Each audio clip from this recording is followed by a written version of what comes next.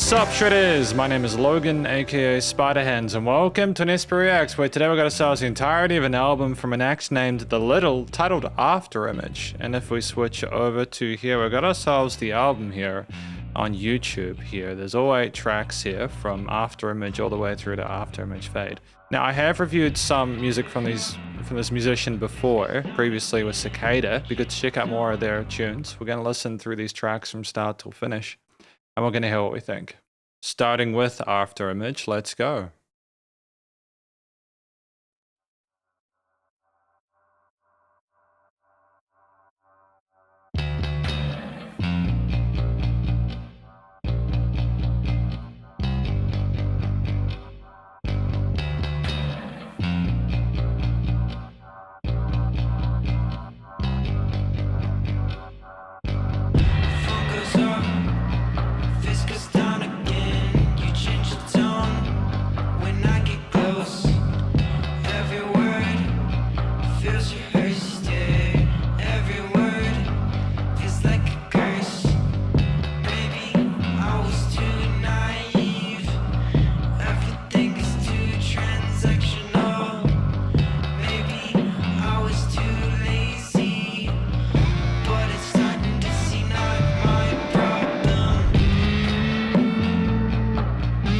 I like the push of those guitars with the bass and drums. That's cool.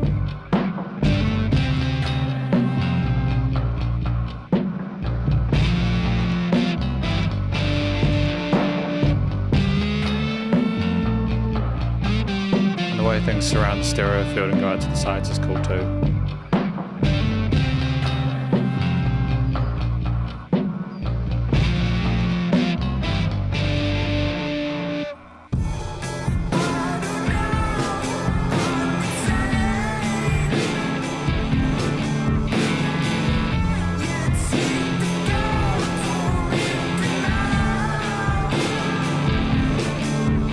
Psychedelic at this point, isn't it?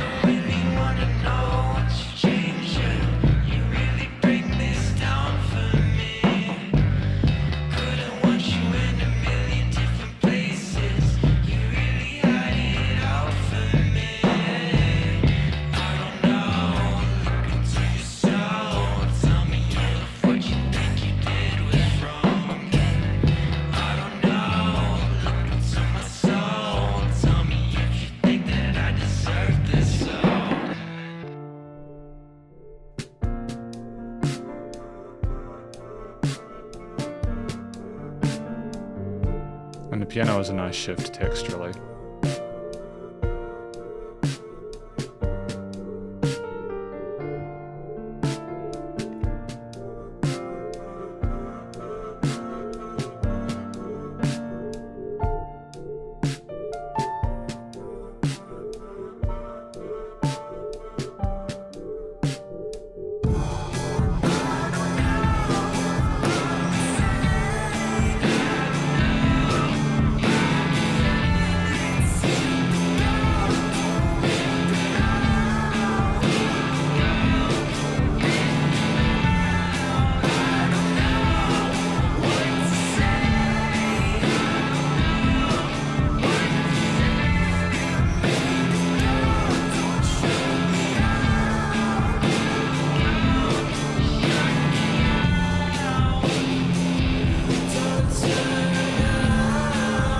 We go up onto upper ranges and it sounds angelic.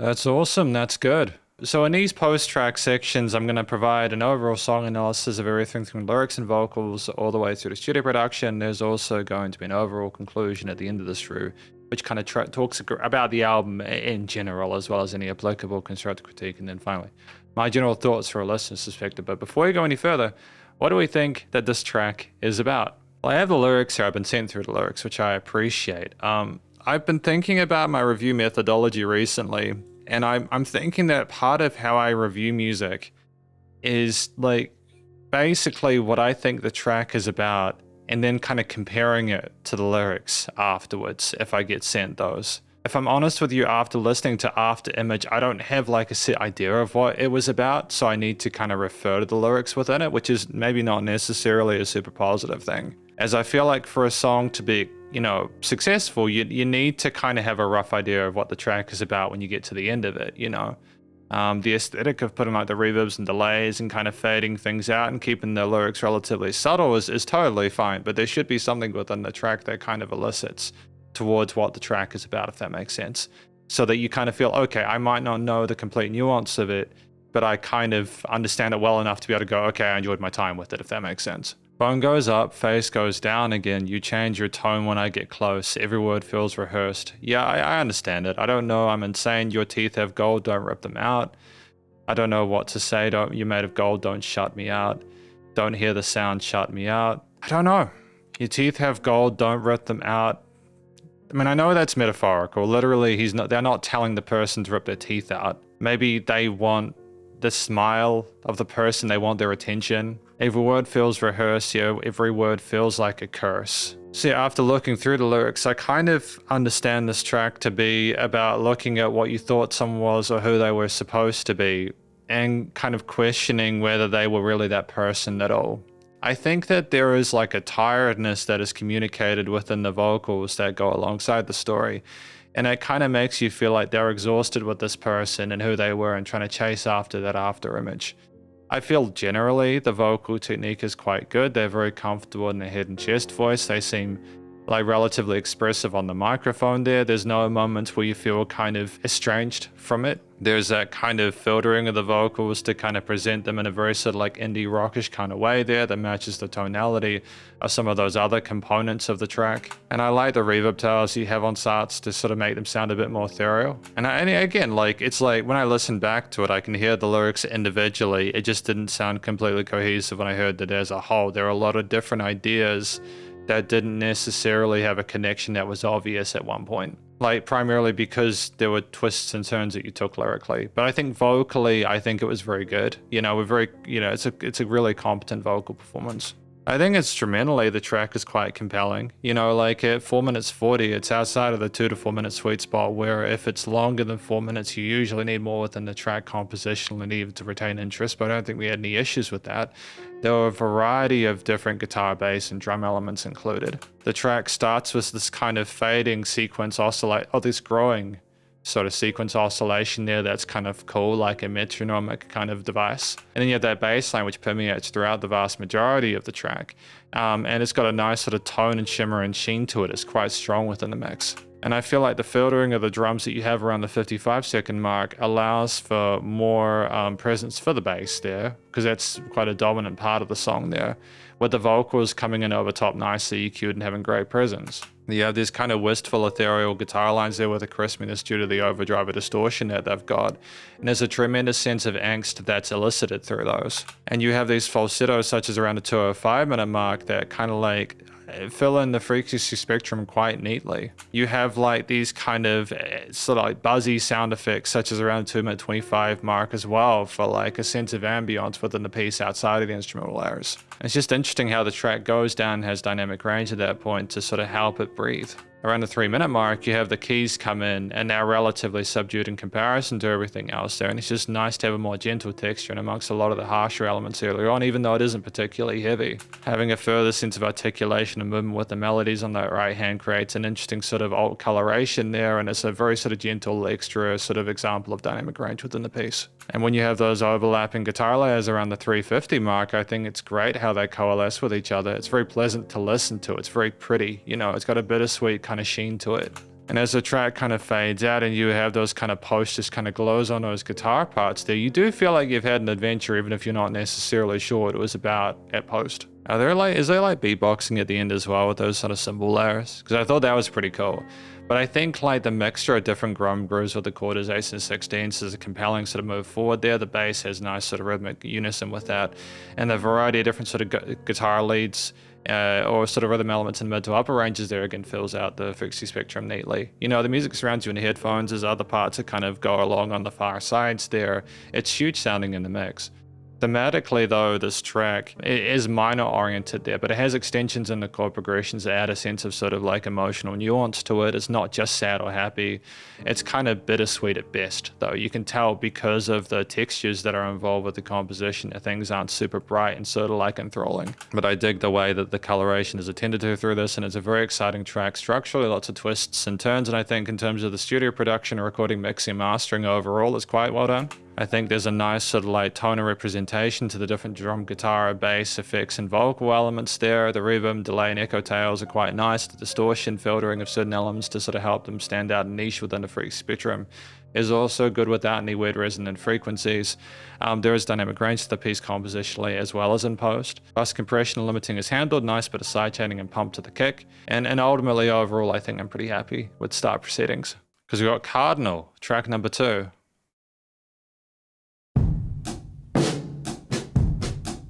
Really raw acoustic tones to the drum kit here.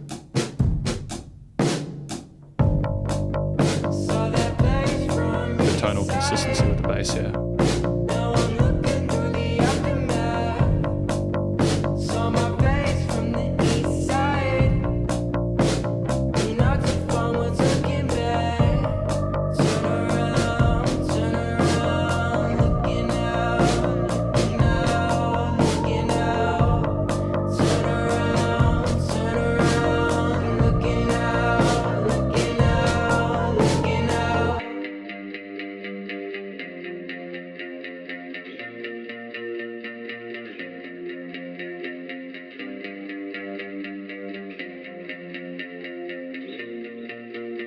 It's nice to have the guitar by itself as well.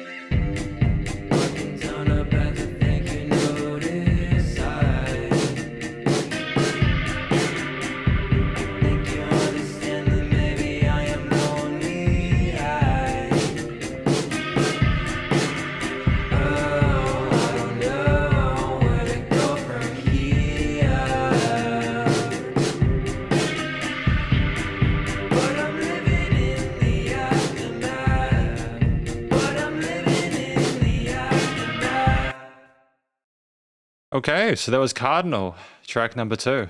I mean, like, the lyrics themselves are really, like, intriguing. Like, I do like the way they're written. Splintered woods through my eyes from the rotted hole in the back, hiding those pillars like a termite. I'm all mistaken for a dragonfly with those beautiful colors. I dig it. I just, to preface, I know that maybe I came across a bit harsh in the previous section. It's not, like, a lack of an appreciation for what's being said here, you know? The imagery is visceral and effective on its own. I feel that with this second track, I kind of needed to listen to the lyrics, like, to sort of get get everything like in one step to sort of really appreciate what this track is about. Because it's weird, like I look at this and it makes sense, you know, saw the place from each side, turn around, looking out. But I'm living in the aftermath. And so I'm trying to sort of like understand how it relates as well to the previous act, Afterimage. I suppose if I looked at the lyrics and my understanding of it, it's more about sort of, because I don't understand how the Cardinal, like the rule of foremost importance relates to the lyrics, the title itself. Maybe the most important thing is like understanding how we got to the position we're in, how we misunderstood the signs or colorations of certain things, metaphorically or literally, how we misunderstood the rot and we thought it was something beautiful. I'm not quite sure, but either way, it's an interesting story. You know, like itself, it's good. Vocally, we have these wonderful dual track kind of harmonies there that are really effective. I dig it. I like the way that they are nicely in rhythmic unison with each other and that they kind of help add a sense of presence to the mix in a way that is additive as opposed to, you know, sort of double tracking within the same octave. It's just, or same sort of note. That can add presence as well, but it's not necessarily exploring an absence of high end that is there because of a lack of other things coloring it in those parts there. So it's similar comments in regard to the vocal technique as the previous trackers were very comfortable in hidden chest voice. And I like the kind of breathiness of certain parts. We're a little bit subtle in other parts, but I think that's simply because we're trying to sort of simmer in the ether and amongst the other instrumental parts. And there's a nice sort of rhythmic cadence that is repeated there that suits really neatly alongside, I mean, like the bass parts that you have, because there's a similar, I mentioned this when the bass came in, there's a similar sort of like, there's a similar tonal consistency between these two tracks, which I appreciate because it kind of helps you imagine that these have been recorded across the same album recording, if that makes sense. They sound more connected that way across the record. But you start with this kind of visceral tone on the drums, which just sounds like underproduced, but at the same time kind of lo-fi and sort of like intriguing. You're wondering why it's so dry there. Like you can hear the room sound to the cymbal hits there. And when the bass comes in, you recognize how it relates, but then like you have that bass line with a similar sort of like eighth note groove to like what we explored in like the previous track at its own sort of tempo. And you can go, okay, there's more of a sort of a rhythmic element to these bass and guitar parts to sort of fill an absence maybe of busyness from those drums. You have this kind of cool response there with these synth elements that's a nice kind of like answer to the vocals and fills in space neatly. It is compelling. And at 2 minutes 50, this track is also quite well fleshed out. You know, I like the fact that there's like no dull points or points of disinterest. Having moments like the 45-second mark where it's just the guitars by themselves, even though we're not too explorative melodically, having those repeated notes there allows for a different way of portraying the bass lines that we had earlier. And like maybe that is just the bass up in its register, I'm not quite sure. But with the lack of bass there, it allows itself to float, and when the drums come back in with that groove that they've put forward there, it's just a nice different representation of the original motif. And I think, to be fair, we do return to the actual bass afterwards, and we might be synthesizing the guitars for the upper takes, I'm not sure. But we have like this kind of A-B that perpetuates throughout the piece there that is quite sort of like satisfying to listen to, like structurally. And we have these occasional syncopated sort of hi-hat hits there that add a sort of adjustment to the groove on the kit there that allows things to be a little bit more sort of intriguing on the drum side of things, with the bass and the guitar being pretty easy to follow along to, and those synth parts being relatively sort of like predictable in regards to how they're represented as answers to those vocals. You know, with like the variation to the drums, it does sort of make the 2 minutes 50 seem a bit more fleshed out. Yeah, I do like that flicker between the highs and lows with the guitar and bass parts. I think it's a nice sort of to and fro there. Maybe it's meant to represent lyrically the kind of back and forth we're having with the different sort of different understandings of the situation that we're in. You know, like understanding that cardinal rule or that cardinal thing to remember. But ultimately, I feel like we have a lot of different vocal melodies and different ways of exploring the harmonies there that make it an eloquent lead on top. Thematically, the track is minor oriented as per Afterimage, which considering the subject matter makes sense. At the same time, I think that it's more minimalist in terms of the harmonies here. It's more sort of minor oriented diatonics. So I think it just is almost more sort of simple there. And I don't think we're trying to overcomplicate things here. It's smaller package. Still, you know, we have adjustments of the meter and presence and pitch of things there to sort of keep things compelling, even though we don't necessarily want to change the bass line or anything like that too much. Studio recording, mixing, and mastering, similar sort of comments that I've had to the prior track. I think in general the EQing, the placement of things around the stereo field is good. The vocal harmonies sound great with the way they've been put forward, and they have been recorded well and are not overproduced, despite the kind of filtering, kind of like reverbs and stuff like that. They are additive. I think also what's done well here is that we have this track again going between the basses and guitars, and part of why that works is because of the way that you're flicking between the lower and like mid registers there. It's just a nice kind of satisfying to and fro that helps keep the track more interesting because of, you know, the adjustment. So ultimately nice and loud, nicely glued as well in terms of compression. 2 for 2. We've got No Really, Thank You, track number 3.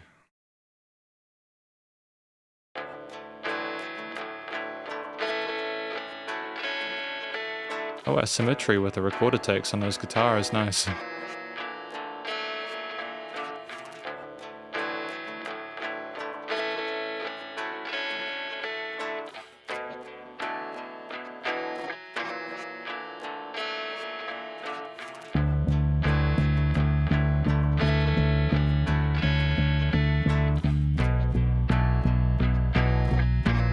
I like that turn there at the end.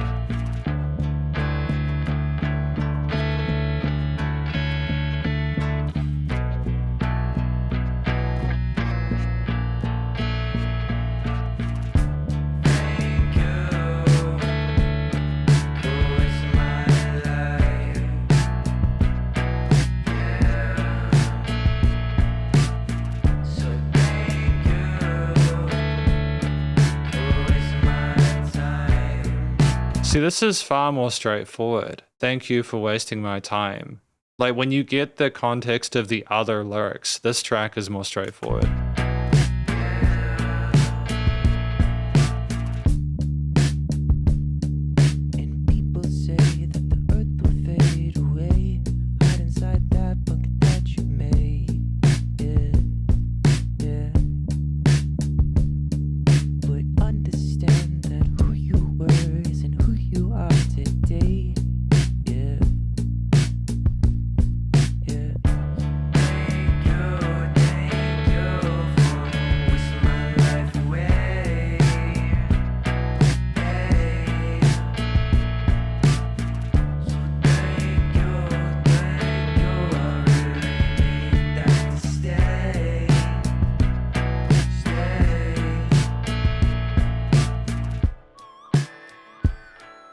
What a trippy little synth you've got there.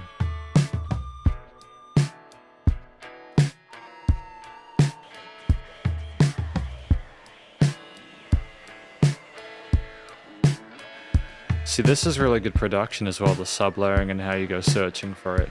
It's like those kind of whispers from the vocals before.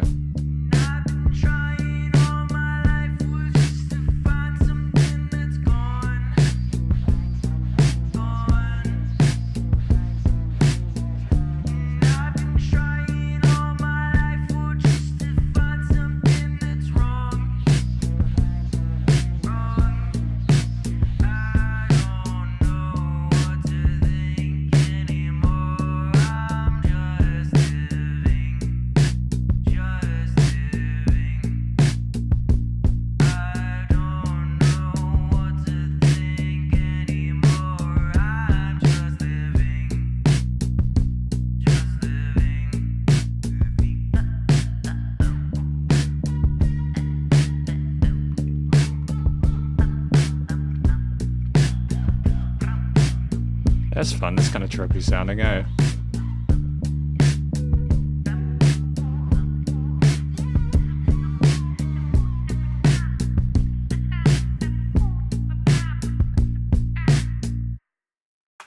That was cool, I liked it. I liked No, Thank You. Really Thank You. I like that track. It's not just because I could understand the lyric, but it was that cute little bit boppy part before, you know.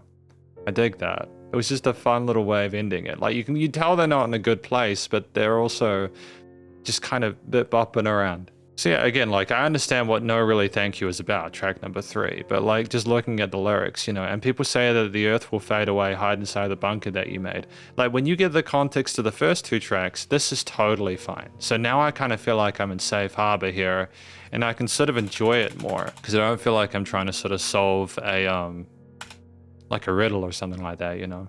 That's not me saying as well, just to preface, that's not me saying that it's wrong for someone to make lyrics that aren't immediately obvious. It's just more that when the listener does know what's going on, they can follow along with it, you know? Yeah, so I've been trying all my life just to find something that's gone. I've been trying all my life just to find something that's wrong. Yeah, that's cool. That's good. Okay, so I understand this one. So, you know, No Really Thank You is more about discussing how we were going after this after image of someone or something, and we had maybe this idealized concept of it, but what happened is we've just realized that it doesn't exist. Cool. And when you consider after image and Cardinal, that makes sense. So like, beyond that, it's an interesting addition to the story. Vocals, again, I like the subtle whispers there, the little kind of distorted screaming gremlin sounds we had at that midway point. There were just interesting tones and textures that were included here on different devices by the Little that elevated it, partly because they were new, but also because they were unexpected. When you put the listener in a position where they can expect a certain way of hearing the voice, and you adjust and you kind of switch things up, it's just a sensible move there. So not only can we sing, but it offers more sort of points of interest from this point onward to sort of like appreciate things further. I mean, the track at 3 minutes 26 would like, I think a vocal performance is just expression-wise sounds like the person is done with this another person. You have 3.5 minutes, which is in that 2 to 4 minute sweet spot. And I feel like it's quite well fleshed out. You have moments of pause, things go down in terms of intensity there. You have similar elements to what we had prior. We had this interesting asymmetry with the guitars at the start, with the kind of riffs that are kind of accenting different sides on different beats. And there's this kind of dusty, kind of gritty, grainy feel to them that's just, oh, okay, what are we doing now? And then we have this interesting into the loop, where we have this boom, boom. That note there is just a fun sort of like transitional note that is replicated on the bass after that, and you're like, yay, all the instruments are working with each other. And we also wait a while before the drums come in as well, so you're kind of like sitting there going, when are they going to appear? When are we going to get rewarded for our patience with this? And then we have the whole drum kit coming around that minute mark there, where we're like, oh, cool, we've got this groove now. We've got the vocals coming in there. But then what's kind of beautiful about this track, and this is probably why this is my favorite song off the album so far, is we take it away pretty soon afterwards. We get the listener used to what we've got sort of like presented in front of them, the sound of it. And then the 2 minute mark, and we're just going back down again, you know. Like, again, we don't just completely disapparate or dissipate. We kind of still have some of the vocal and drum parts come in, and they're kind of distant sounding because of the way that they're represented. But then we just kind of avoid that guitar that we had at the start. Then we just kind of push forward with the bass and drums. With the wop, wop, wop, those heavily sort of filtered guitar vocal takes that sound a whole lot away. We might be having the guitar doing those parts, I'm not quite sure. But it was just a fun, cute little twisty synth that we had around the 1:55 2-minute mark that kind of sounds like a solo section, to be honest. And it was just a nice way of exploring the key and scales relevant within this piece without relying on existing sort of tones and textures there. We had synths in the previous track, which I enjoyed, but with this one, it's just a bit more fun and resolute. I like the slight adjustments of the drum grooves that we have throughout the piece there. I thought that the minimalist representation of the guitars allows, again, the drums to do more, as I've commented in previous tracks. The bass line underneath is royal and, you know, it's resolute in terms of how it supports the track and doesn't try to sort of do too much kind of crazy, quirky stuff. But also certain elements know when to sort of take leave or be absent to allow other things to grow. And it's just a very kind of pretty sounding track in parts there, whilst it also sounds sort of wistful, I suppose, and introspective. So ultimately, I think it's quite a mature composition with a lot to appreciate. Thematically, the track is minor leaning. No, it's major leaning. Boom. It actually is major leaning. It's almost like it's a sarcastic thank you, though. You know what I mean? It like does a minor, but then it does a chromatic thing on that last chord to kind of boom, boom, boom. It like goes from a minor to like a seventh or something along those lines. It's very clever. very clever sort of harmonic device there. So I just like the way that the chord progression is represented by different elements and across it, whether strummed or arpeggiated or like bassed. And the vocals are the icing on the cake there with however they're presented. It was just great as well from a studio production, recording, mixing and mastering perspective to have the vocals kind of go sort of so low in the mix at some parts, but they know enough to kind of take certain things away to allow that to have presence. Like they're aware of the balance or equilibrium that is required in order to be able to achieve that attempt or that effect. And so ultimately, when you go down that range, you have things kind of floating about, or you have the quietness or the different sort of twisty parts. You have the kind of processing on the guitars at the start to again make them asymmetrical on the sides of the stereo field. The panning decisions being quite interesting. Just at the start, it's a different experience than you've had with previous tracks, and you're keen to hear more primarily because every song has been unique, despite having a lot of sort of like consistencies in terms of the performance and production and vocals and stuff like that. Ultimately nice and loud, but a pumping bass compression limiting is handled. And yeah, no, I feel happy at this point. This is good. Hospital Gown Silhouette, track 4.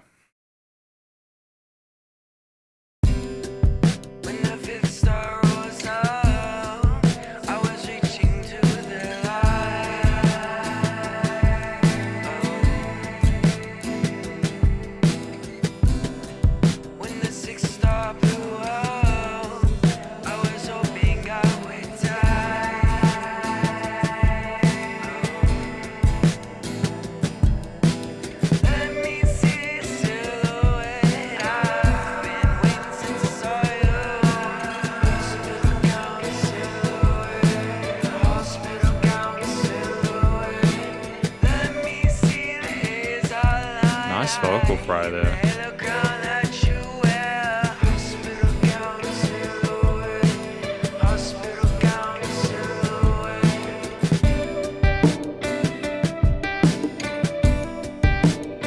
Oh, hand drums.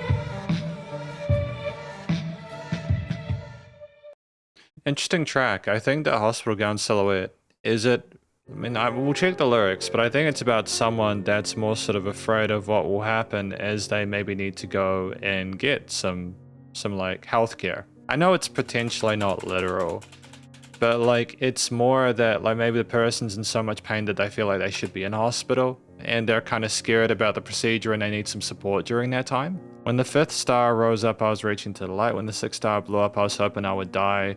Let me... Oh, okay. So when I'm not sure what the 5th star rose up and the 6th destroyed it, but are we talking about someone who was actually like unwell and maybe they're not here anymore and we talk about joining them because they've died?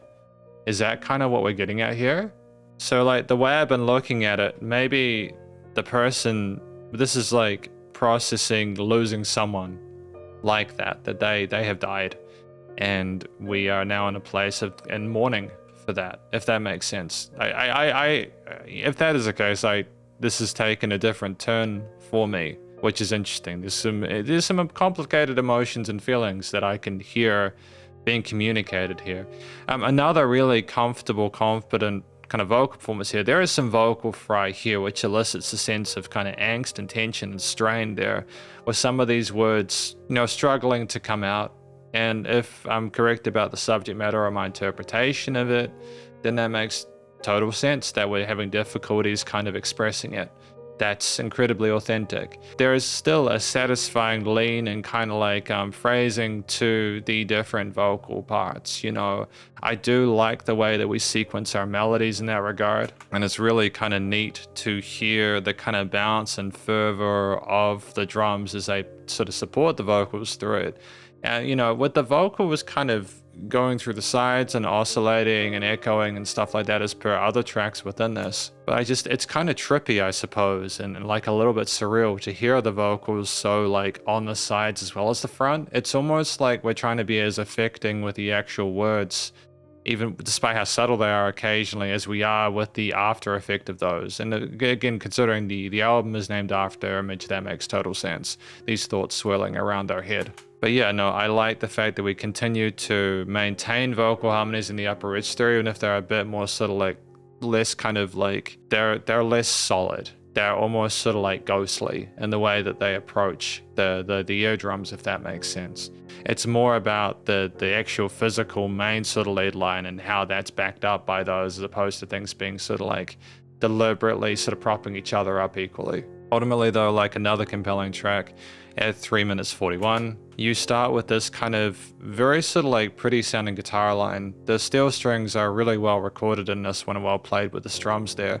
The drums not hesitating in the least to come in with those, with a mixture of different 8ths and 16ths on beats and syncopated across the snares, kicks and hi-hats and cymbals that are relevant. And you have those kind of maintain, I think, until the bass comes in a bit later on. Although is the bass there at all, to be fair? Like I don't really hear it like around the 1 minute per track. I actually kind of wonder whether it's simply just guitar and like steel string and then like distorted guitar for some of those parts, you know? Because if that's the case, that's totally fine. I do like some of those lead melodies that we have on the guitar during those breaks. They're a nice way to do an alt lead from the vocals. I think as well, having the hand drums is like a different way of presenting the percussion is kind of neat there. The bongos or the djembe or something like that. We haven't had that yet within this track. It kind of gives it more of a folkish kind of feel and amongst the sort of rotaries and stuff. But it's kind of relatively straightforward, I suppose. Once you get those main components around the 2.5 minute mark, you're already sort of like well comfortable with what's already been like put forward there.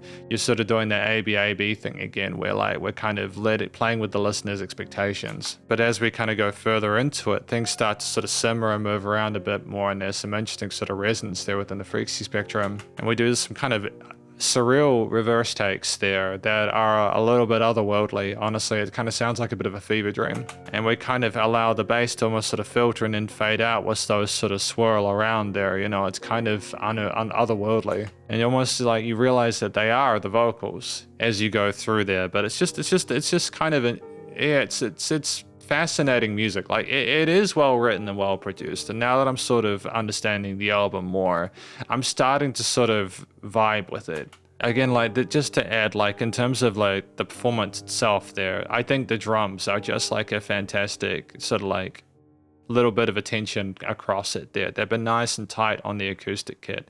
And with percussion, if you're kind of slack on the tempo or slack on the rhythms and stuff like that, it is heard there. I just appreciate just how effective the drums are within this album as a whole, you know, how they don't always have to be there, but when they are, they're meaningful. But yeah, thematically, this track is major leaning. It has like a 9th chord or a 7th chord or something like a C major 7.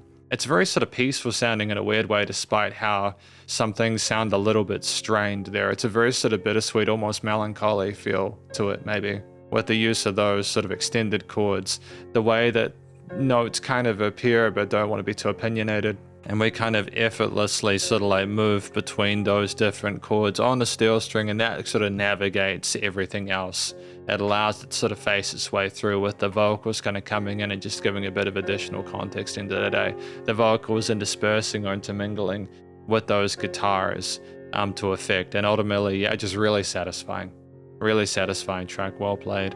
I do like the rhythms performed on the guitars and how they show an awareness of the drums as well as closing note. And I don't think that this track lacked from a sufficient amount of bass response. I think it was meant to sort of be kind of floaty in a way that sounded like similar to some of the vocal effects in the background. So I think just studio recording, mixing and mastering as a final note is just well handled as well. I'm really happy with how the vocals, different guitar takes, drums, and other sort of like reverse takes near the end and other elements are presented. Ultimately, it's a different sounding track than some of the other ones, but not a lot different sounding. Like, it still sounds like it's a part of the same album. It's just an interesting place to be at the midpoint before we get into the second half of it. Nice and loud, bit of dynamic range, bass pumping, you know, bass compression limiting is handled, and the vocals again are not overproduced, which is interesting because there's quite a lot of processing going on in the vocals and the different ways that they're represented within this album, but it's never felt like it's too much. It's always been relatively subtle, if not like leveled. So ultimately, it's good. And yeah, just again, those reverse takes near the end are a fun idea with the way they go backwards and forwards with the automation of the panning and stuff like that. We have Dark Beige, track number 5.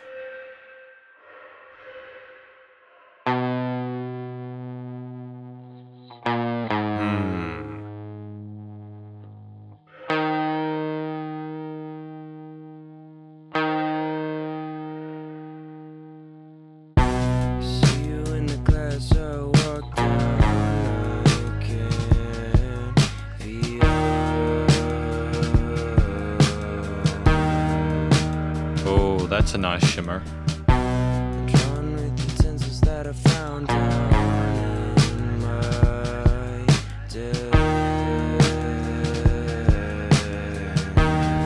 I can't help but feel like that bomb is maybe a little bit too loud in the mix. That could have potentially been lowered by about 1 dB, but that's okay.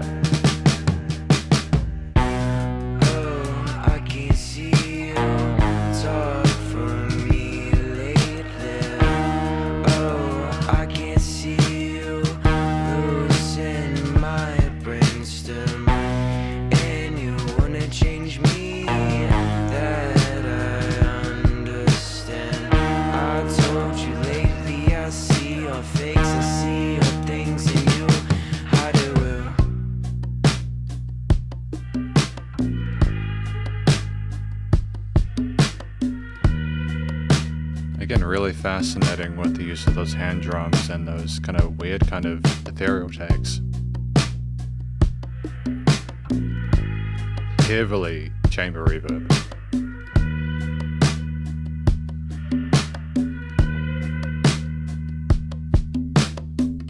Hey look, I'm caught in a crossfade. Afterimage of a smile on my face. Afterimage of the sun and my retinos.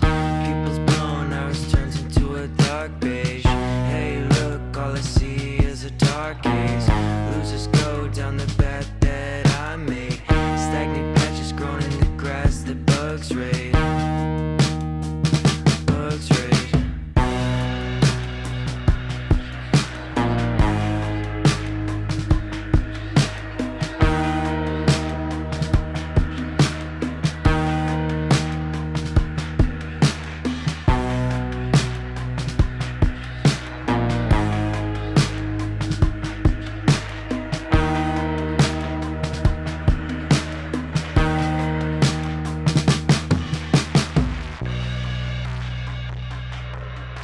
Heavily bit crushed drums.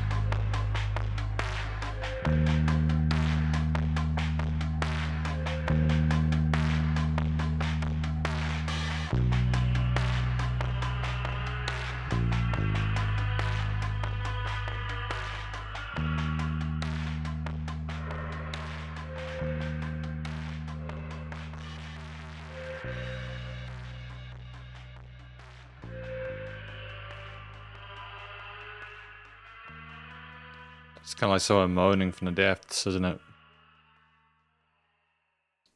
So that was an interesting one. Dark beige. So I understand the color reference, dark beige, is in it might be like something that was sort of representative of the connection that they had with this person. See you in the class I walk down, I can't feel, drawing with utensils that I found down on my desk. You want to change me, that I understand, I told you lately, I see all fakes, I see all things, you hide it well. Pupils blown, iris turns into a dark beige. Hey look, all I see is a dark haze. Losers go down the path that I make, stagnate patches growing in the grass at bugs raid.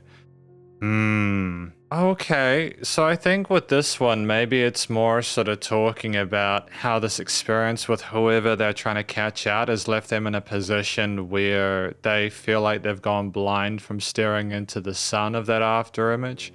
Or they're almost like in a position where they can't see anymore and they almost feel like they've lost their ability to be sort of like objective. It's an interesting take there. I think again you need the lyrics to sort of like really get the full story. If you don't like hear, you need. I think a way to think about this album is that you're going to need multiple listens to basically take everything in. You're probably not going to understand the album on the first time. You're going to need multiple listens to understand the context of it. I think vocally though, we've got a similar style to previous tracks on this record there, which if you're comfortable with the way that we're singing and sort of like voicing, expressing things, you know, it is good. It's interesting to have the kind of melodies at the end, that just the heavily reverbed elements at the end, they sound so intense, you know, so intense. And it's weird as well because they're quiet. You wouldn't think then it would sound intense if it was quiet, but almost like with the gravity of what's been discussed before, these are just the thoughts going around kind of in the darkness, kind of figuring out where to head next. And it's also interesting because there are some parts where they just sound so tired and almost defeated by this situation that they're in, that at this point you kind of wonder whether they're going to make it to the end of the album, whether they're going to get to the end of that journey whilst they're blind. What they've written is blown. But ultimately, still, I think it's a competent performance, very comfortable on our range, comfortable on the microphone, and I can hear a connection to the rest of the elements within this album. Structurally, this track at 3 minutes 15 is within the 2 to 4 minute sweet spot, so there's no filler within it, you know, like at all, alongside the rest of the album. You have this kind of almost flute at the start there with the way that things are rotary reverbed. There's a lot of chamber reverb, there's a lot of reverb in some of these, like to the point where it's probably 90% mix. But then there's like that boom, that very sort of poignant, very loud guitar note there that perpetuates throughout the piece. You get the drums come in, and they've got a nice sense of dynamic range with a mixture of the kind of ghost noted hi-hats, the kicks, and the snares there with some rolls and stuff as well. And as like the layers come around on the outside, you can kind of understand the full kind of scope of the piece there. I just mentioning that the guitars might have just been a little bit too loud with that boom, and you could have potentially turned it down dB. But yeah, we play with intensities of things like the chamber reverb or heavily reverb stuff and like the 1 minute 30 mark, contrasting with the kind of crunchiness of those drums. I thought that was kind of a cool sort of contrast there. We have a mixture of those hand drums as well with the typical percussion as well, which is kind of neat. I dig that we're still kind of like trying different sort of sounds and that we're comfortable again with our snare articulation, such as around the 2 minute 30 mark with those rolls there. It's just great to hear an acoustic kit. We move into a heavily bit crushed or distorted, sort of very kind of like quiet drum sound near the end there as we fade out and have those kind of mists wafting around, with the bass throughout the track being relatively minimalist in its approach to sort of how it supports the drum parts. But yeah, it's an interesting piece there with how the drums and bass are put forward. It's an interesting piece with how the guitars and bass are put forward. Yeah, the drums are doing a lot of the heavy lifting and the vocals are kind of decorating it. It's just intriguing, all the different ways they sort of approach things. You feel like at this point it's almost sort of someone mourning the loss of something. The vocal takes as well is just a note there. I suppose this is more of a production thing. They go backwards and forwards, and they're doing lots of fun stuff with the automation of the panning and stuff. This is just in case I forget later on. But I do dig the creativity in terms of how the vocals have been expressed throughout this, and I feel like that's just as relevant compositionally as it is from a production perspective. But thematically, it's minor leaning there, you know, it goes boom, boom, boom. You got this 3-note bass line that is consistent throughout the track there. It loops. You have various sort of like combinations of layers and different elements there. We're not being too crazy with our different shifts and sort of moods. And it's all about the sounds of things in this track as opposed to trying to tell too much of a story with the main ingredients of the piece that we're familiar with at this stage. It's more about the way things are quieter or louder, the way things are processed with some, again, the reverbs and the bit crushing distortion and stuff like that of the drums. And you're left to kind of ponder what will happen next. But like from a studio recording, mixing and mastering production there, again, with how minimalist thematically the chord progressions, bass line and stuff like that is, it is down to the way that we level things. You know, I've already talked about that guitar part there. But the panning in general, as well as the automation of panning, is good. The leveling outside of it is tight. There is dynamic range, which is fantastic, you know, compositionally as well as in post. The vocals are well presented, and you can hear them clearly within this one for the most part. And it's nice and loud, but it's nice and loud. You know, like again, we've got ourselves a tight album here. And so as we move forward, I feel in safe hands, as we have Lakebody, track number 6.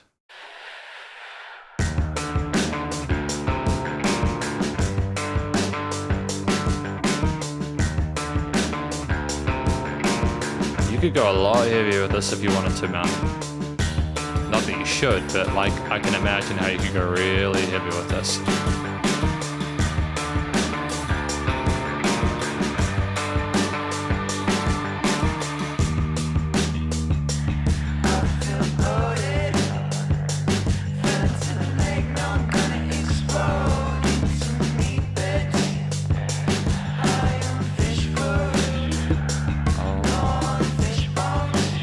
Okay.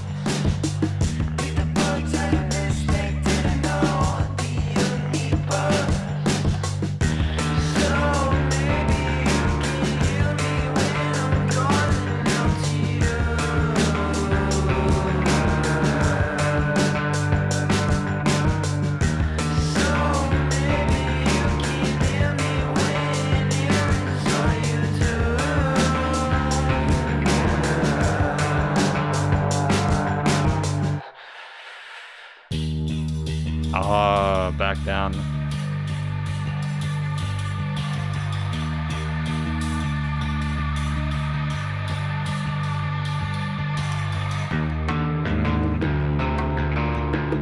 It's like we're hesitant to get too heavy with it.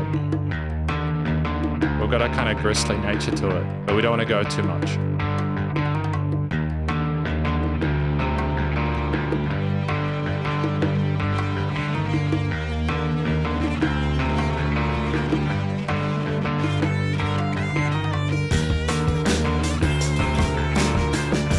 Sick little solo here.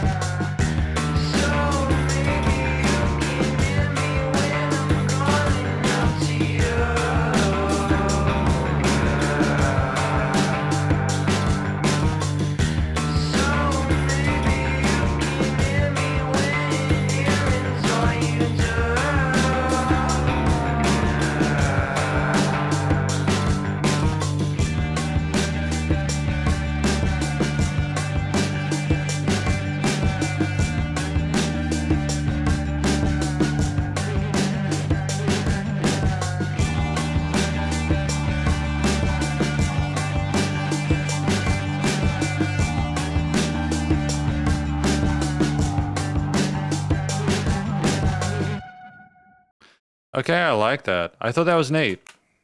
I thought that was neat. That was cool.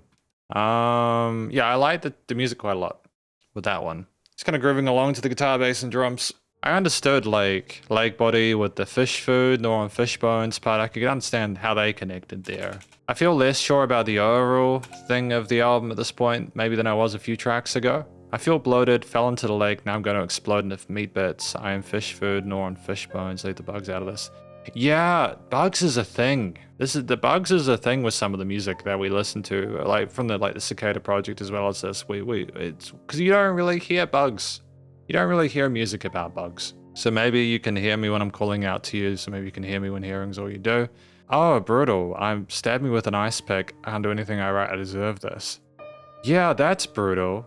Okay. So, like, this one is a bit darker, isn't it? It's almost like because we've gone blind, maybe we thought we saw things that we didn't, maybe sort of overanalyzed or over-articulated certain things that, you know, before, and now we're kind of just in a state of depression or something along those lines. Like, we spoke about kind of like wanting to die in hospital gown silhouette, and maybe we're like continuing more with this there, that we've kind of got a loss of sort of like sense of self, if that makes sense. It's not particularly pleasant to listen to in a sense that you really feel for this person as they're going through these trials and tribulations. But nonetheless, I think that it's compelling. It's a compelling narrative. The way it's sung, I think with the expression that's approached there, that kind of disdain and tension and kind of the energy that's put forward there makes a lot of sense. You know, they sound like they've really been going through some stuff. You know, like that kind of filtering, that kind of distortion to the vocals, the way they sound a little bit sort of like faded out. It makes total sense when you take the story into check. And we like kind of have this interesting legato phrasing that we've had in other parts of the album as well, but just to go, wow, we kind of like have both harmonies do that. We can hit these notes cleanly, and I do appreciate, again, the vocal technique with those legato parts. And we can hear the breathing as well, and sometimes the delay and stuff, it brings it up and makes it kind of flourish in the headphones. And so ultimately, yeah, I think it's great vocally there. I really liked the instrumental components there. This is one of the tracks within this album where like I listened to it and I liked the way that the rhythm guitars moved around. I really did dig the guitar solos that we had here, because we had like verses and choruses and the guitar solo elements. It's 3 minutes 30, but it was very, very well fleshed out. There was no filler. You kind of sound like someone at the start breathing in, about to take a breath into the lake. Or take a dive into the lake, I suppose. And then like you have the crispy sounding guitar with the bass there and the drums, kind of like bring us in. And there's a great sort of like unison rhythmically between the various elements there at the start there. The performance is nice and tight. And when you get into that 26 sort of second part there with the vocals, we take the guitars away because we know that the guitars are going to potentially compete for attention with the vocals. And if the guitars come back, as my understanding is correct, they are like higher pitched maybe than the vocals. But I just like the way that those vocals circulate around the stereo field as you go through that riff, almost like a different lead element. You have these kind of weird sort of clicky percussive tones around the 115 mark there, which is just a nice sort of alternate form of percussion there. It's not the hand drums as well, which is a plus. It kind of something new. Even though the hand drums do come in here and they're fun to listen to as well, especially done those 16ths and potentially 30 seconds that you have. But that was such a sick guitar solo though, around the 2-minute mark there. It's just so well phrased with a mixture of minors, pentatonics, and bluesy phrasings there. And the really sort of spicy tone with it, how kind of jagged it was, helped it maintain presence within everything else that was a bit more sort of like smooth. As we kind of continue through the piece there, you have this culmination of different elements and you're very comfortable with everything by the end. You have the guitar come back and there are other sort of fuzzy, glitchy elements there that kind of elicit a feeling of chaos. And you kind of have all these little decorations, these bits of ear candy that are pervasive, and they just kind of illustrate a solid understanding of composition and layering at that point there, if you hadn't already understood it already. Clearly the little knows what they're doing with Lakebody as well as the other 5 tracks here. And it's very different to the previous track in terms of the amount going on, but I kind of think that adjustment is fantastic, you know. Less can sometimes be more, and more can sometimes be less. So I feel like we got both of those in the right order. Thematically, this track is minor leaning because, yeah, of course it is. You listen to the lyrics, the subject matter, it's definitely not going to be a happy sounding track. It wouldn't make sense for it to be that way unless it was being sarcastic, such as potentially No Really Thank You. Like, it's like a song where you listen to it and you go, yeah, I understand why there's the minor gradients, those different decisions. I understand why there's that bluesy pentatonic phrasing with the guitar solo, and then you're good. Honestly, you have this one sort of main bass line or chord progression here that establishes and sort of repeats throughout, and it's interpreted different ways, and that's all you need for 3.5 minutes, really, as long as it's played well and sounds cool. I think the consistency of the 16th note groove with the quarter note accents was tight. Studio recording, mixing, and mastering, again, just fantastic use of processing and sort of like affectation of the different breathing sounds there. Interesting tone to the guitar lead as well, the way it was present within the mix. And ultimately just, yeah, like nice and tight. Leveling in general with this one was very good. Dynamic range, bass compression, limiting handled, vocals not overproduced, despite amount of processing on them. Yeah, this is another one of my sort of favorite tracks off the album, I think. Don't Diagnose Me, track number 7.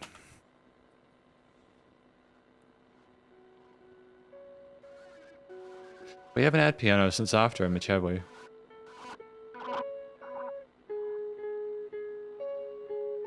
Oh, it's guitar. There's a piece of me that I can't seem to understand anymore. Yeah. And I'm walking down into a new fate, and I understand. Yeah. I'm as much worth to you as that piece of land in your pocket, so stop it. Oh, don't look down on me like I'm nothing.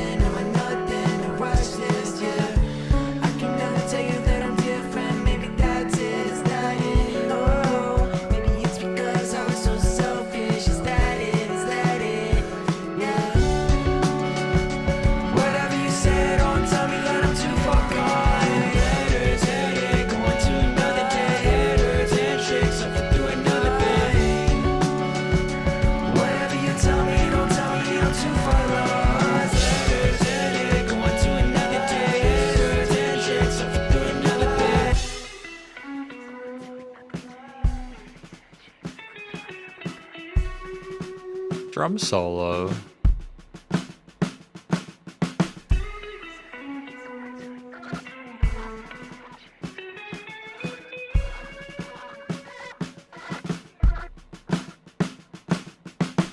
Oh, that was classy, man.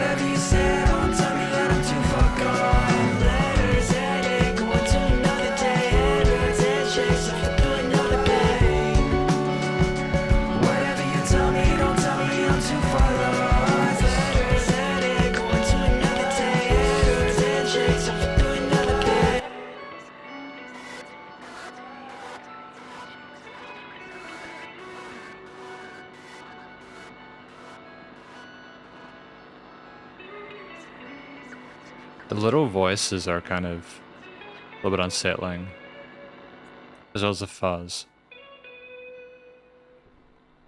But like, I do like the guitar lead there.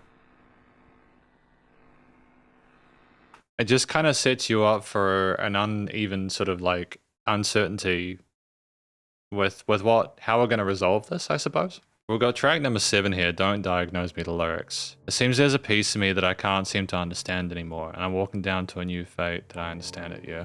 I'm as much worth to you as that piece of lint in your pocket, so stop it. Don't look down on me like I'm nothing. Damn, okay, I get it. Okay. Ladders, headaches, go to another day. Head hurts, handshakes, suffer through another pain. I got the whatever you say, don't tell me I'm too far gone part. There's just a lot going on in that second line to kind of process, you know? It's like an interesting rhythmical call and response here, like an ABAB. You know, I like that, don't get me wrong. Yeah, so clearly we're working things out within this. So ironically, when we talk about don't diagnose me, we're also kind of going through a sense of therapy with this person. You made me lose all my hope. I can't take much more of this tremor. Okay, I get it. I mean, I kind of got it from whatever you say, don't tell me I'm too far gone, but my understanding with this track, you know, don't diagnose me, is we've kind of got this culmination of all the things that we've learned through our travels, and we're effectively trying to find some sort of resolution within it. And we're now at a point where we're having this sort of final conversation with someone to a point where, look, this is just a toxic situation. I'm negatively affected by this. I can't cope with this. I need this to be done. I don't want to do this anymore. And I think that makes a lot of sense. There's these kind of whispered, kind of spoken parts that are in certain elements here, which are maybe like the voices in our head or like the afterthoughts or something like that. And they go away eventually, but then you just kind of have the hum of the amplifier there, which is interesting with that guitar lead in the background there. Maybe it's our sort of way of escaping the noise there effectively, is having the guitar kind of cascade over it. But you don't really know how this is going to resolve, even though you're getting close to the end of the album. And I think that's kind of captivating in a way for it to be kind of mildly unresolved. Vocally though, consistent performance technically across the other tracks that we've listened to, very comfortable in head chest voice, nice use legatos and harmonies there.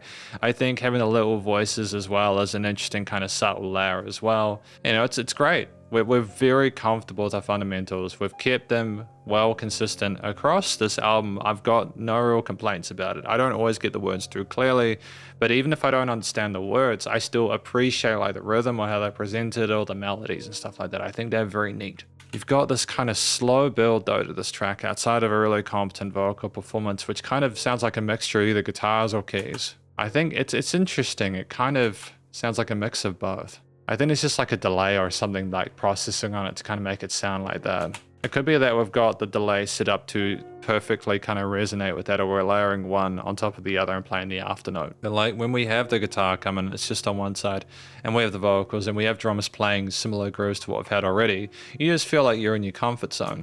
And there's this nice kind of subtlety to the bass lines and how they're presented there. And it's very easy listening, even though you know at this point what they're going through and how much it's affecting them. It's kind of an interesting sort of position to be in as a listener. As we go into these kind of fuzzy takes around the minute mark there, and you have things elevate there, you feel like this is natural increase in the intensity that allows this track to be more stimulating, I suppose, because of the adjustment in regards to the loudness of it there, the frequency spectrum being better filled out. And the vocals come up with that, and things are delicate when they need to be, such as with those picked up edgiated guitar parts. But there's also a nice sense of sort of like anchoring or grounding with how the entire frequency spectrum is held out, as well as the work on the bass and drums to keep things relatively palatable. Even if there's this kind of like trippy kind of like background or sort of reverse takes or bits of kind of squelchiness going on there in certain elements, like, you know, there was that cool drum solo in the middle as well. I forgot to mention that here, but just I love how you've just got the drums by themselves. They've been such an integral part of this album.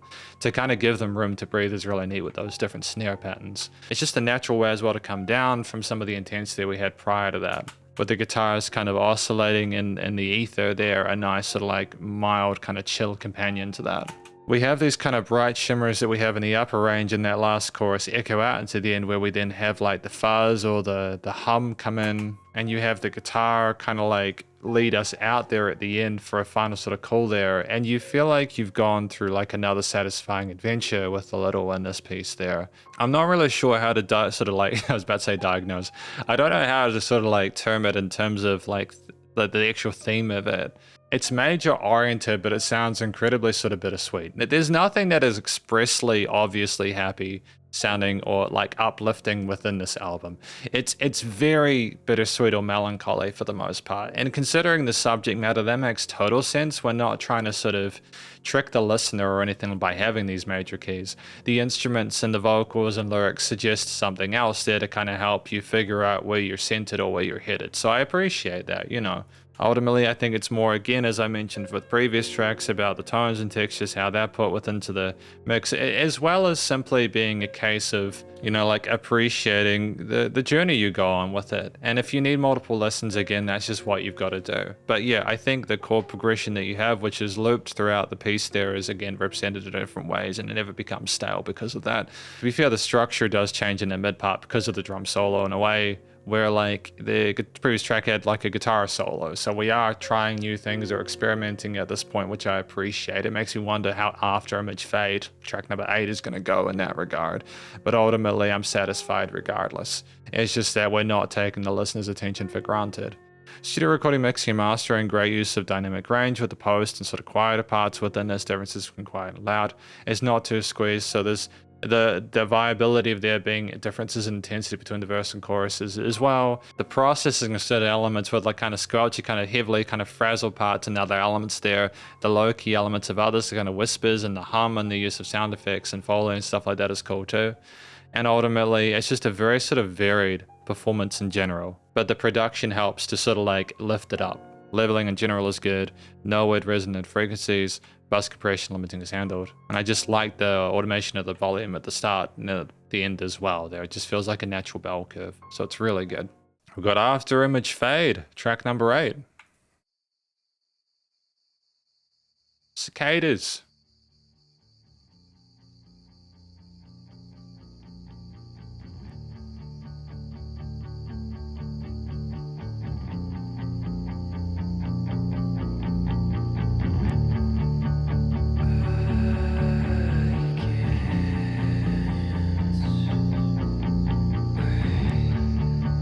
Oh, the cicadas are in time with the guitar.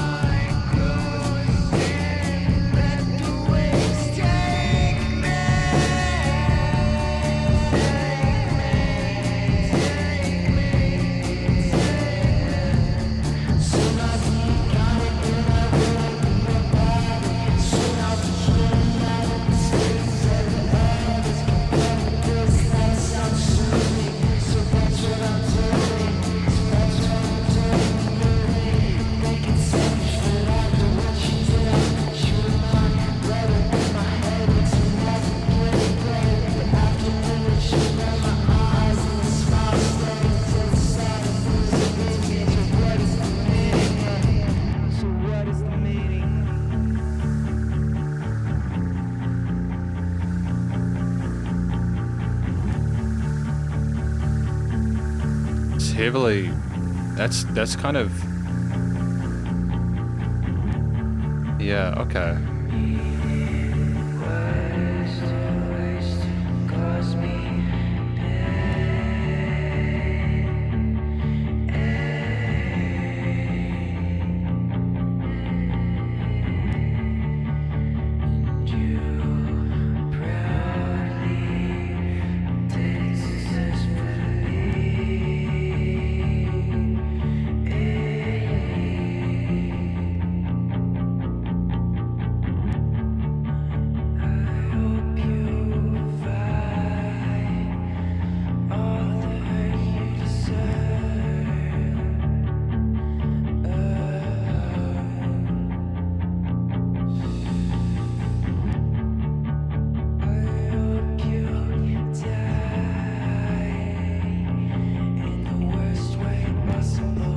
shit.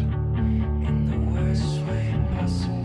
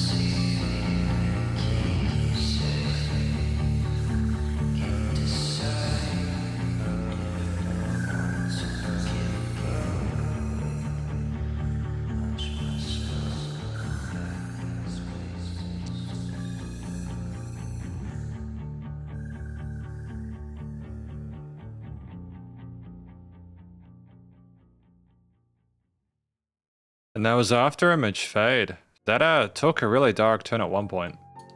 The kind of animosity we're showing towards this person is pretty brutal, isn't it? Can't wait. Walk down to the sea with the waves, bludgeon my mind and save me for keepsakes. Yeah, punch my skull back in its place and just do it on repeat. Take off my clothes and let the waves take me. Think this selfish, but after what you did, I put you in my litter. My headaches were never getting better. The afterimage had burned my eyes and that smile stayed. I hope you find all the hurt you deserve. I hope you die in the worst way possible, in the worst way possible. The meaning was always to cause me pain. Okay. Alright, so I think I understand this track, Afterimage Fade. I think we've kind of gotten to a point where we've assessed what we've learned throughout this album, this journey, this Bildungs Romanesque kind of quest that we've been on. And we have basically assessed that two things. One, we are exhausted by this. We've been heavily affected by this. This has mucked us up quite a lot. But also we have this disgust, this issue with the temerity of this person to make us feel these things. And we want them to die in the worst way possible. I know there's more to it than that, but just like that within itself is just by proxy like heavy, you know. Afterimage, being as long as it is at 6 minutes, is more of a final release, I think, for the Little, which I think is completely reasonable. Vocally, similar comments to previous tracks, very comfortable hidden chest voice. We call out on some parts, we harmonize with others. It's like a lot of what we're used to at this point, where we hit the notes cleanly. We do so with an expression that sounds like we have been through the ringer. You know, we have been through some horrific stuff and we've just had a really nasty, awful time with it. And we just, you know, we're figuring out how to proceed forward. So ultimately, when I hear this track and I listen to how things are expressed and approached, I don't really know what to add about that. Feel like this is an interesting sort of ambivalent conclusion to proceedings here, where you don't really know how to feel about it as we go out. All we know is you hear the cicada sounds, and I kind of wonder whether this has to do with the previous project. The way that the cicadas are in time with like rhythmically with other elements instrumentally, the fact you have those flourishes going backwards and forwards at like another point, it's incredibly kind of like overwhelming, and in a way where I feel like it's also deliberate. You have the quietness of the guitars and bass as things build up at the start, and just you feel like you're building into something quite momentous, you know. And it takes you a while to get to that point where those sort of like kicks and snares come in and push us forward there, and the vocals sit there wistfully with it. But you have the sharpness of those cicada sounds kind of perpetuating, you know, oscillating throughout the piece there. And as you bring the cymbals in around that 1 minute 50 mark, it feels like that to and fro between those two notes is simply a platform to get these words out on. And it gets louder and louder around that 2.5 minute mark until it builds into a crescendo. And like around that halfway point, you have again those blah blah, those kind of insect sounds go backwards and forwards with the panning and post there. So it's almost like we've come to a conclusion that this absolutely is the thing that we're bothered by. And it's almost like a track that's split in two in part because of the way that the chirps and the kind of Foley sounds kind of segment things. And with those additional sort of vocal tails and stuff that you have going around the sides of the stereo field there, you do feel like this is the final stand. But it also never rises into anything more than what we've already had before. We could have had harsher, grittier, heavier sounding parts as like a final kind of piece, but we wanted to stick with the kind of middling of the kind of dusty, grainy tones that we had on those guitars because we didn't want to sort of over accent it. Maybe that indicates that we didn't have as much energy to be able to deal with the stuff as we thought we needed. I'm not quite sure. Regardless, the hypnotic loop of those two chords going backwards and forwards combined with the consistent sort of pounding of the kit and the bass underlying that with the consistency in the rhythm, again, allows for those words to come through relatively clearly across the piece. And you feel like at the end, you understand and feel a sense of heaviness for them. And as the whispers go out and the track kind of comes to a close there, that is the entire album as it literally fades out. And it's kind of like a culmination of all the different vocal takes and styles that we've had throughout the piece there, kind of fading or going over each other. And you sit there appreciating, again, some of the minimalism of the guitar work and bass work in comparison to other parts there. The drums being relatively reliable. And thematically, the piece is minor-oriented because why would it be in a major key? Not even like surreptitiously or facetiously. You have a track here which is echoing the sentiments they have from the story they're telling, and that sort of like the sadness and the frustration and stuff makes total sense, kind of how also defeated we are by it. So structure, I think overall type performance, everything makes sense, well connected. Studio production, recording, mixing, mastering. Just, again, nice use of Foley with the cicada sounds, good use of sort of automation with the volume coming up and then fading out at the end there. It was cool with the way that the panning went backwards and forwards with those insect sounds in the midsection, and the leveling and sort of dynamic range of the track in general was good. Vocals weren't overproduced, nice and loud echoes and delays and a lot of the stuff we had prior. And ultimately, I feel like I understand this album now, and we're going to talk about it more in the conclusion. Because welcome to the conclusion of my review of this album from an act named The Little, titled Afterimage. In this section, we're going to provide an overall analysis of everything from lyrics and vocals all the way through to studio production, as well as any applicable constructive critique.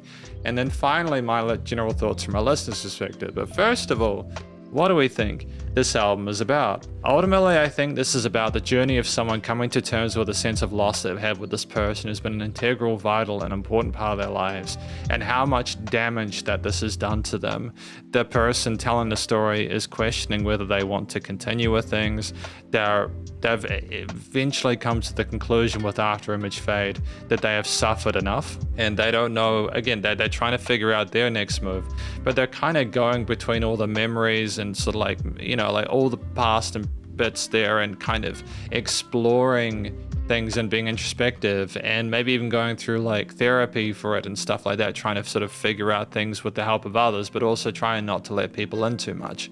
It's an interesting sort of sense of vulnerability that is communicated, but also in a way where it isn't too much. It's still kind of guarded. And it's just, nonetheless, I feel like, when you find, when No Really Thank You comes in and you kind of take Afterimage and Cardinal into effect, it starts to make sense from there. And at the end there, you just kind of feel for the person who wrote it, because you can tell they're still working it out. Vocally, though, I feel like this album is sung really neatly. You have this kind of like indie rockish, kind of like filtered, mild distortion and crushing to it. They're kind of stacking in octaves there. We have tails and legatos and bits of vibrato very occasionally, but a huge part of this is like dynamic range, as well as the reverbs and echo tails and parts. We also have some modulated vocal parts, and we have a huge amount of like quiet and low elements there. And we have spoken bits as well as some sort of kind of whispered bits there. Some like kind of creepy little kind of quiet whisper bits and certain elements there to kind of make it seem a little bit sort of otherworldly, or like with the thoughts in our own head. And ultimately, I just feel like it's well communicated. We express ourselves across this album with a feeling of contempt mixed with the tiredness that we feel from having to deal with this. And when you consider the subject matter that we've explored and sort of discussed throughout this, it makes total sense. Ultimately, I just feel like this is a really effective track. An album, should I say. A really effective album that communicates what it needs to without overstaying its welcome. And I hope it was therapeutic for everyone involved. The tracks themselves range from about 2 minutes to 6 minutes, with Afterimage at the end being the longest one.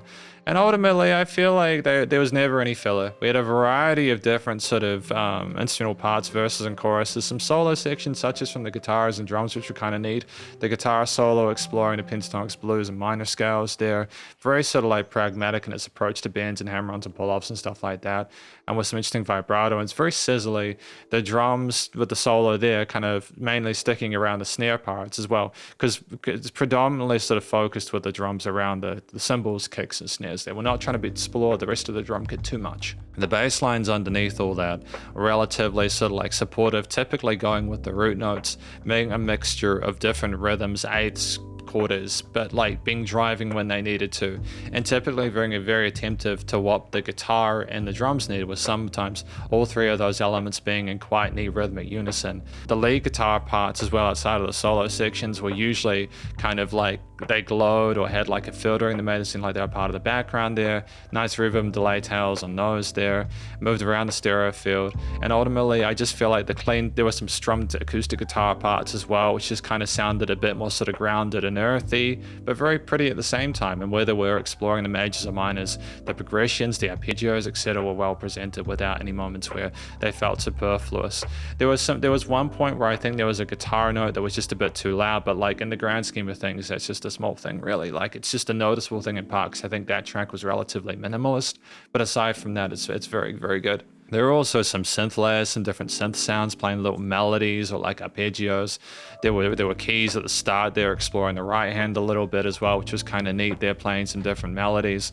There were some sort of cicada-y kind of sounds in the Afterimage fade there, bits of Foley that were scattered around the stereo field, and it kind of went backwards and forwards with the way that things were automated with the panning. And there were also some interesting sort of bits of hum, or like, again, the whispering that I mentioned, or other sort of bits of air candy there that decorated and perforated the pieces there in parts there. But predominantly it was mostly, it's guitar, bass, and drums with the vocals decorating things neatly, and it was very satisfying overall to listen to in part because of that, whether it was 2.5 or 6 minutes. The transfers between sections were usually smooth. Sometimes we had the track come down completely, you had to focus on one instrument. Some tracks had slow builds where they'd maybe have the guitar and bass for like a minute, and then the drums would eventually come in because they took the time to do that. But again, it was unpredictable, aside from the consistency with both the quality and the tone of certain key elements there that allowed this album to seem a bit more sort of well connected. Ultimately, I'm very, very happy in general with how things were played. There didn't seem to be a note out of place. I mean, I think there was one bit where I was like, oh, is that rhythm? But aside from that, I can't remember exactly which track it was. Ultimately, a very smooth listening experience despite some of the intense distortion and grittiness of certain elements there. Nice use of dynamic range within it. Thematically, typically these tracks are minor oriented. There were some major elements, but they almost seemed either sarcastic or sweet or melancholic. There was never a moment where this album was trying to sound like we were in a positive place. It was ultimately trying to sort of discuss the varied sort of topics that we were doing in a way where, again, we were just working through things. And we got to a point at the end there where it was objectively sort of negative and not particularly happy, and it makes total sense. But yeah, no complaints at all in regards to how the themes match the vocals and instrumental parts there. Ultimately, studio recording, mixing, and mastering, the way things were produced and done in post, it was well fleshed out. The drums, guitar, and bass were heavily stylized. I should note as well, I didn't mention this, there was like hand drums as well in terms of percussion. It wasn't just the drum kit the entire time, and I like the use of those hand drums as well as the other bits of kind of old percussion and stuff as well. It was kind of neat to explore more than just the main drum kit. So just in case you thought I'd missed that, I remembered that just now. But the guitar layers where the rhythms or lead, bass, drums, again, keys, synths, etc., were nicely placed around the free spectrum of stereo field there. There were resonances occasionally, but they felt deliberate. There were reverse takes and reverbs and echoes and harmonized vocals without being overproduced, but that still had some ghostliness when they were filtered to kind of get rid of the lower elements there. We knew to sort of when to take away things for things to be quiet. We knew when to sort of add things to kind of build as per how Afterimage fade grew over time. And ultimately, again, whether it was Foley, instrumental parts, or vocals, there was dynamic range. A nice loud bit of pumping, bass compression, limiting is handled, and just effectively, it's just a very well produced album. There's more to it than what I mentioned. I've spoken about these tracks within their individual sort of mini conclusions. So if you're looking for more specificity in regard to my thoughts on a specific track, it's probably worth checking that out. But across the board, I feel like this was very strong. Again, no applicable constructive critique aside from like the loudness on one of those guitar parts, one of the tracks. From a final general listener's perspective, again, as a reviewer, I'm being a bit more sort of objective and sort of conscious, as well as being conscientious about how I look at lyrics in albums. I feel like, you know, lyrics are important and we need to be able to communicate with the listener so that they understand what we're talking about. Especially if the lyrics are incredibly meaningful to us. I think that part of this album is that when you get to track 3, it clicks. So I appreciate that. I think that if you get past the halfway of an album without understanding it, that can be a little bit sort of like diminutive. It can diminish things a little bit because you're just sitting there questioning, am I not smart enough to be able to understand what's going on here?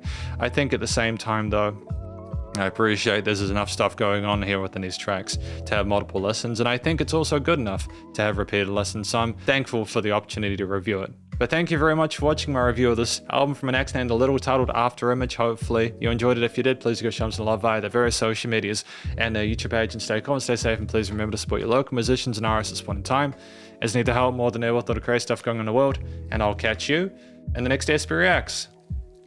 Spiderhands out.